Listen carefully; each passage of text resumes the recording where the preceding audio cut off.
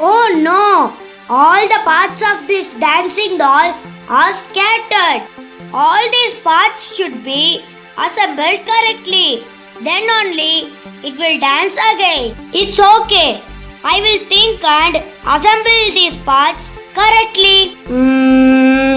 Which part shall I take first? I am just confused. I got it.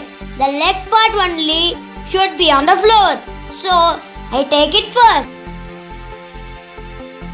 Next, which part shall I take?